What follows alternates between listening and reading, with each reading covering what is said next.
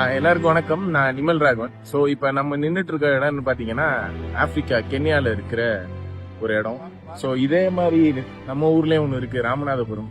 So அங்கே ஒரு வண்டி வச்சிருப்பாங்க, இங்கே வேற விதமான வண்டி வச்சிருக்காங்க. ஆனால் ரெண்டு பேருக்கும் தேவை வந்து தண்ணி. இந்த தண்ணி பிரச்சனைக்கு என்ன காரணம் அப்படிங்கிறத நான் தெளிவாக பதிவிடுறேன். இங்கே என்ன பிரச்சனை, ஏன் இங்கே தண்ணி பிரச்சனை இருக்கு அப்படின்ட்டு. நான் மறுபடியும் இந்த வருஷம் வந்து கென்யாவில் தொடர் நீர்நிலைகள் சீரமைக்கும் பணிக்காக கென்யா போயிருந்தேன். ஸோ அங்கே போயிருந்தப்போ மரிங்கோ அப்படிங்கிற ஒரு இடத்துக்கு போயிருந்தேன். அது ஒரு கவுண்டி, கென்யாவில் இருக்க கவுண்டி. ஸோ அங்கே போனப்போ எனக்கு பயங்கர ஷாக்கிங்காக இருந்துச்சு. ராமநாதபுரத்தில் இந்த ஆப்பநாடுன்னு சொல்கிற பகுதியில் என்னென்னலாம் நம்ம பார்க்குறோமோ அது எல்லாமே நான் அங்கே பார்த்தேன். குறிப்பாக சொல்லணும்னா சீமைக்கருவேல மரங்கள், எங்கே பார்த்தாலும் சீமைக்கருவேல மரங்கள். அங்கே இருக்க ஆறில் சீமைக்கருவேல மரம் இருக்குது, ஏரி குளங்கள் எங்கே பார்த்தாலும் சீமைக்கருவேல மரங்கள் இருக்குது. விவசாய நிலத்துலையும் சீமைக்கருவேல மரங்கள் வந்துருச்சு. அது என்ன பண்ணுறதுனே அவங்களுக்கு தெரியல. ஸோ எல்லா இடத்துலையும் தண்ணியும் இல்லாமல் போயிடுச்சு இந்த சீமைக்கருவேல மரங்கள் ஆக்கிரமிப்புனால. இதை பார்க்குறப்போ எனக்கு தோணுன விஷயம் என்ன அப்படின்னா, இதே தானே நம்ம இங்கே ஆப்பநாட்டிலையும் பார்த்துட்டு இருக்கோம். ஸோ இங்கே என்ன பண்ணுறாங்களோ அதே தான் அங்கேயும் பண்ணுறாங்க. சீமை கருவேல மரங்கள்லேருந்து கறியை பண்ணி அந்த கறியை வந்து ரோட்டில் வச்சு விற்கிறாங்க, வீடு வீடாக விற்கிறாங்க. அப்புறம் வந்து வண்டியில் எடுத்துகிட்டு போயிட்டு இந்த ஊர்லேருந்து அடுத்த ஊருக்கு விற்கிறாங்க, அடுத்த டவுனில் போய் விற்கிறாங்க. அந்த மாதிரி நீங்கள் எங்கே பார்த்தாலும் ரோட்டில் இந்த கறியை வச்சுக்கிட்டு கூவி கூவி விற்கிறாங்க. அதெல்லாம் பார்க்குறதுக்கு ரொம்ப ரொம்ப கஷ்டமாக இருக்குது.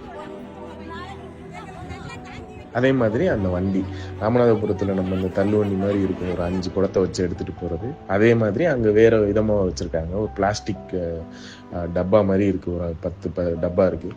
அதை வந்து சில பேர் 2 டப்பாவை பைக்கில் வச்சு எடுத்துகிட்டு போகிறாங்க. சில பேர் வந்து வேறு என்னென்ன அவைலபிலிட்டி இருக்கோ அவங்கக்கிட்ட வெஹிக்கிள், அந்த வெஹிக்கிள்ஸில் எடுத்துகிட்டு போயிட்டுருக்காங்க. ஆஃப்ரிக்கா பார்த்திங்கன்னா அவ்வளோ வளமாக இருந்த இடம். அப்படிப்பட்ட ஆஃப்ரிக்காவே வந்து இப்போ இந்த சீமை கருவேல மரங்கள்னாலும் இந்த வறட்சியினாலையும் பயங்கரமாக பாதிப்புக்கு உள்ளாகி அவ்வளோ விஷயம் மாறிட்டு இருக்காங்க. குறிப்பாக சொல்லணும்னா கென்யாவில் உணவு பற்றாக்குறை, தண்ணீர் பற்றாக்குறையினால 200 யானையை வந்து வெட்டி விது. ஸோ அந்த மாதிரி நிலைமையெல்லாம் நமக்கு எப்போ வேணுமாலும் வரலாம். ஸோ அந்த இடத்துக்கு நம்ம போயிடக்கூடாது, நிறைய வேலைகள் செய்யணும். ஆப்பிரிக்காவாக இருந்தாலும் சரி, ஆப்பநாடாக இருந்தாலும் சரி, சீமை கருவேல மரங்களை நம்ம வந்து எப்படி ஹேண்டில் பண்ணணுமோ அப்படி தான் ஹேண்டில் பண்ணணும். அதை எவ்வளோ சீக்கிரம் நம்மளால் அழிக்க முடியுமோ அவ்வளோ சீக்கிரம் அழிக்கணும். அதே நேரத்தில் இங்கே இருக்க ஏரி குளங்களையும் ஆறுகளையும் நம்ம ஒழுங்காக பராமரிக்கணும். நிறைய பேர் உள்ளே வந்தீங்க, நிறைய பேர் சப்போர்ட் பண்ணீங்க அப்படின்னா இன்னும் நிறைய விஷயம் நம்மளால பண்ண முடியும். நிறைய பேருக்கு இந்த வேலைகளும் சரி, இந்த நல்லதும் போய் சேரும். நன்றி.